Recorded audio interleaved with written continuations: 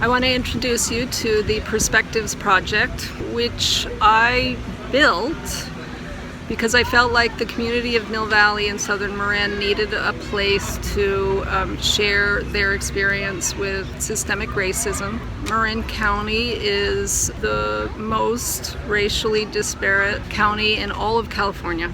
So the project as I built it was 3 blank canvases, and then I commissioned some artists to tell a story on the front of the doors. And on the back of the doors, we have an interactive community building space where there's a question at the top of every door, and then people get to answer that. They get to write on a sticker or write something and put it in the mailbox, and I'll post it on the door. So what is your role in this project? So I guess I have a couple of different roles.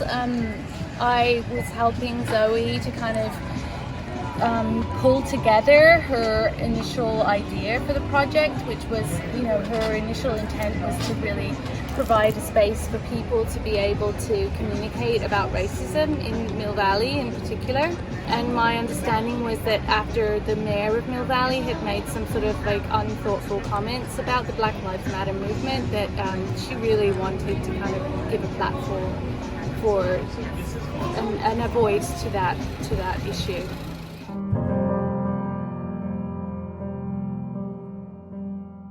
This is from Bryce Goodman, and he writes, Mill Valley is, in many ways, a place of privilege, yet the crisis facing our country is and should affect us all. We posted a sign yesterday stating that white silence is violence, and it was torn down within 12 hours. Our question is simple. What is Mill Valley doing to show that Black lives matter? It is a council policy that we do not take action on issues that are not of immediate local importance, but we appreciate hearing everybody's comments.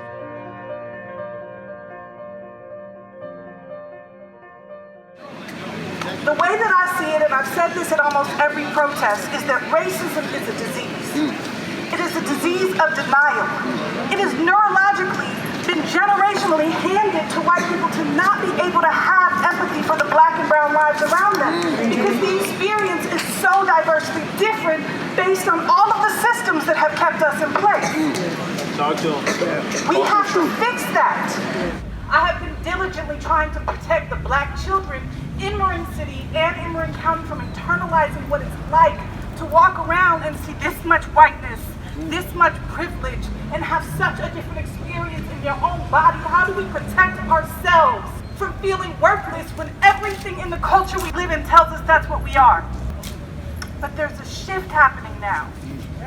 I'm here now. So I kind of came on board to help.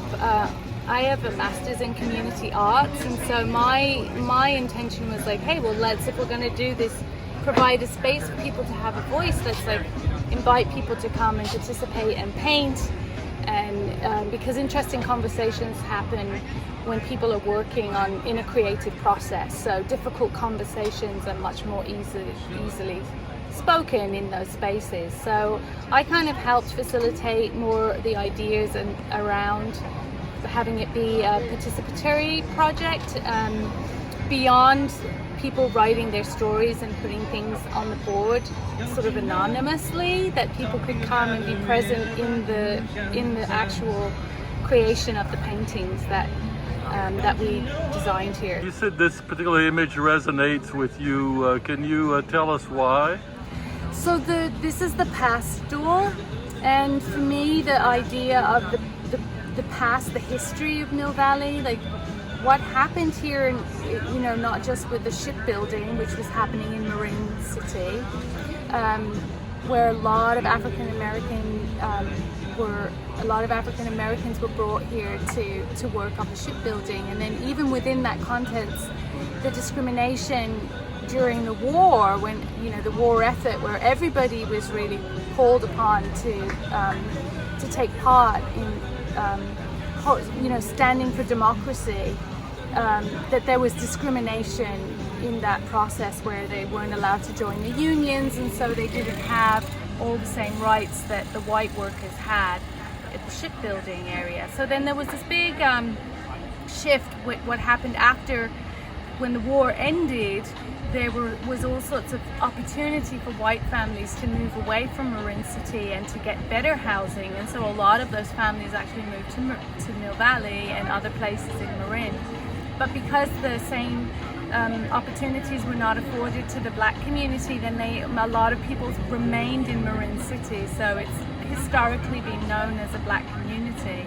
I think it's important to sort of recognize that the foundation of a community isn't just one thing, that it's a lot of different things, and that the black community had a huge part, not just in the war effort of the United States, which sort of like secured the freedom of this country, but also in the sort of the coming years after that, like how they participated in really building a culture and a community in one place. And so for me, kind of knowing the history of a place is super important to me. Knowing where does this come from? How did this start, and how can we change it, and how can we move forward? But I don't think you can know that unless you know the roots. And what was your favorite part of this project?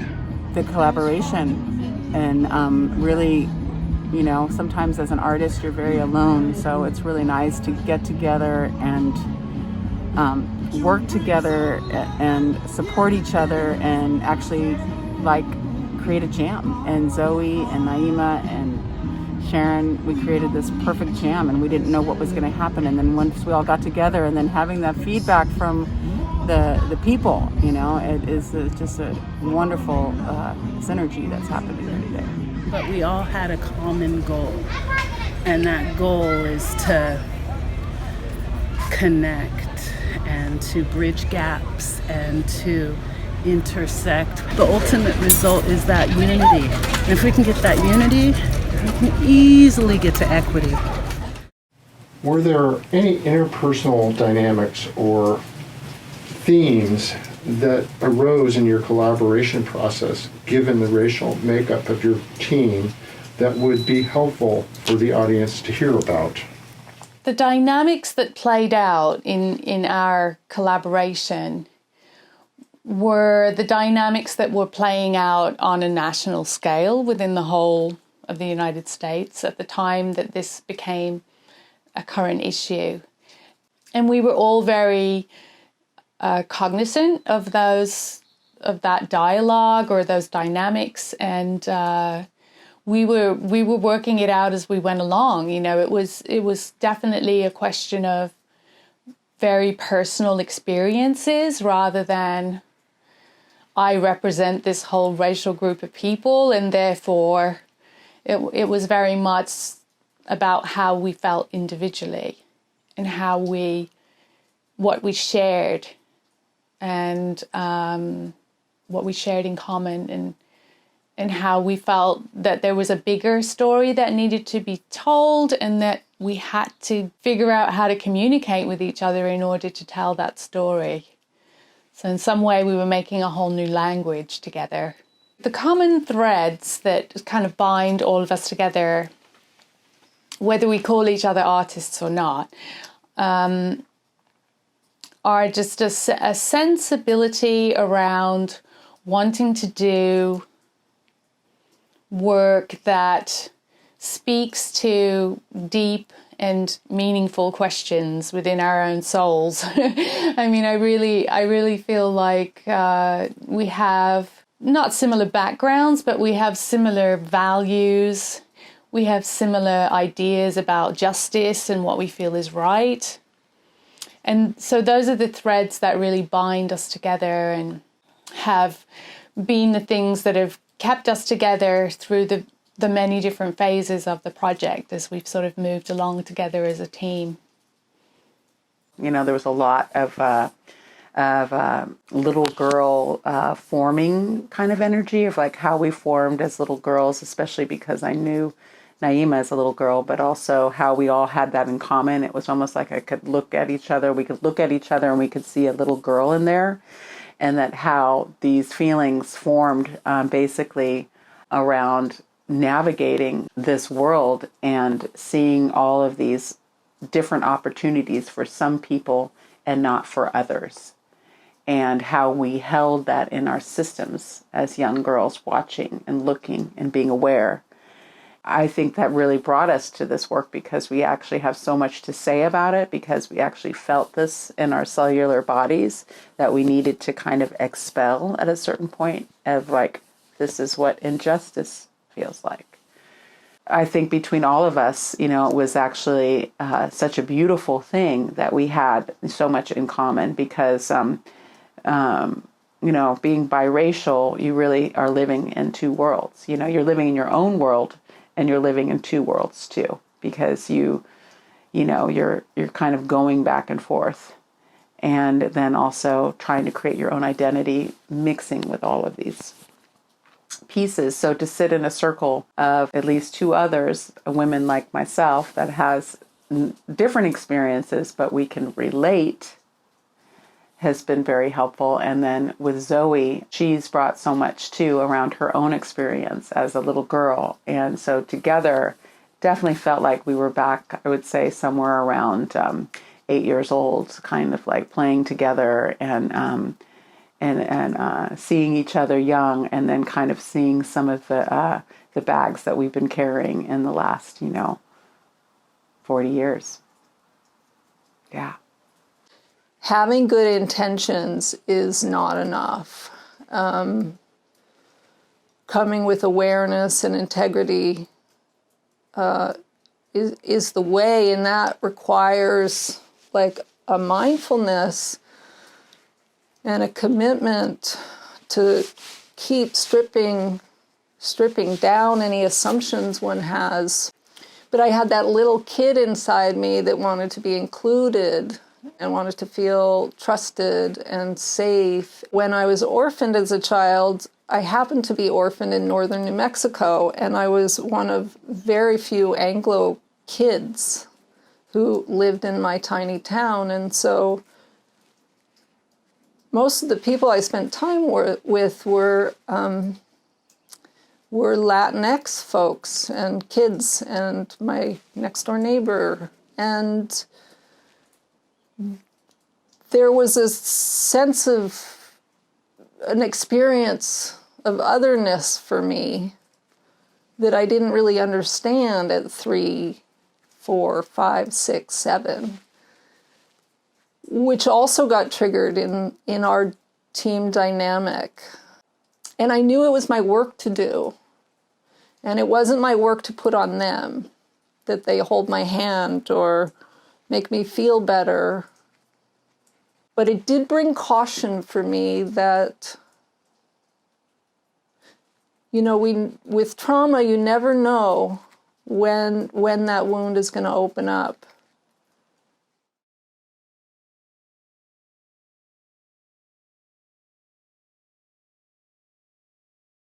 We really start to realize who the vulnerable are, and that's part of us not just being so self-absorbed. That's part of us looking around and seeing who's vulnerable. Our children are vulnerable. Our immigrants are vulnerable. Our people of color are vulnerable. Because the power structures are such that anybody who's not at the top who has power, it could be seen as vulnerable. Women are vulnerable.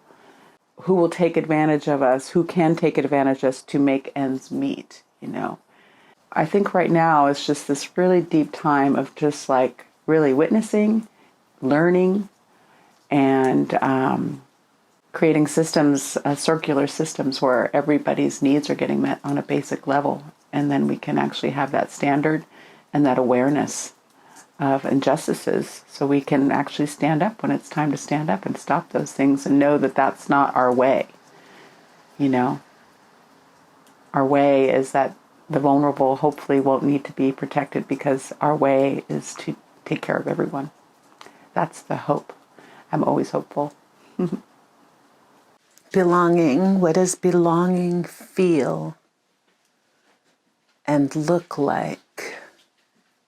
My schooling was in Marin County, and until I got to high school, I was pretty much the only Black student in school. So in terms of belonging, like you feel like you belong because you have friends and they're nice to you and you're nice to them and they care about you and you care about them. I have a lot of friends that I've known my whole, like since I was really young. I've stayed in touch with a lot of people. And, but when you're the only or the other, belonging is rare. I'd say like recently I started working on this task force in Mill Valley because in general in Mill Valley, those of us that are people of color do not feel that we belong. And we live adjacent to one of where the most heavily concentrated area of Black people are in the county is adjacent to Mill Valley. And the youth merge when they get to high school, but not before. And so I started working on this task force in response to that mayor's comment of Black lives not mattering, in hopes that we could make a change. But in doing this work, you're working really hard to fix some of the damages that exist in this area. And you're almost begging for that change to come. You're begging to belong. And in that begging, you clearly don't belong. And who you're begging to clearly don't see you as people of value or that belong. To me, what it looks like is just a bunch of people who are cool with each other, who don't try to overpower each other or dictate the actions of another or devalue another person. Or I don't know what belonging looks like. I think it starts with equity. If we can get equity for everybody, if everybody has equity, then that will hopefully, that's the closest thing that I can say in my mind. That would be belonging. But it's only in my mind. It's not something that I've actually seen. So we'll see. I've been inspired lately by the Othering and Belonging Institute. The way they describe belonging is that basically humanity is this sphere. We live on this Mother Earth. And we are a circle, a collective, a whole, a oneness.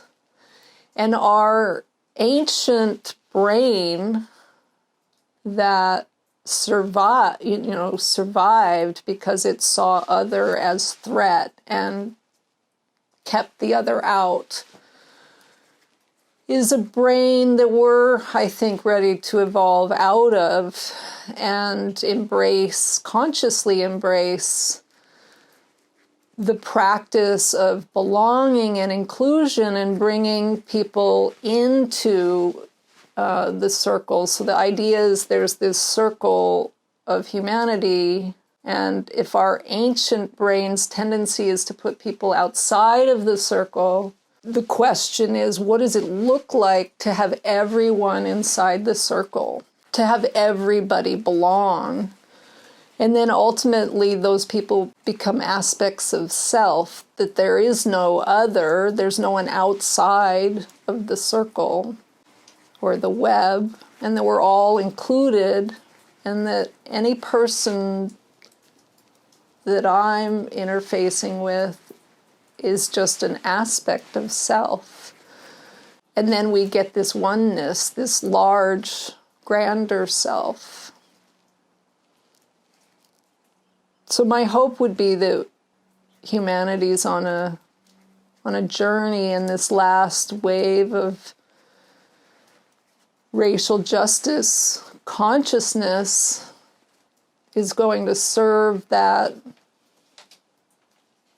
forward motion towards belonging and inclusion, seeing the humanity in the other, seeing oneself in the other, in the other's experience, having empathy for that, caring about that, taking action for that.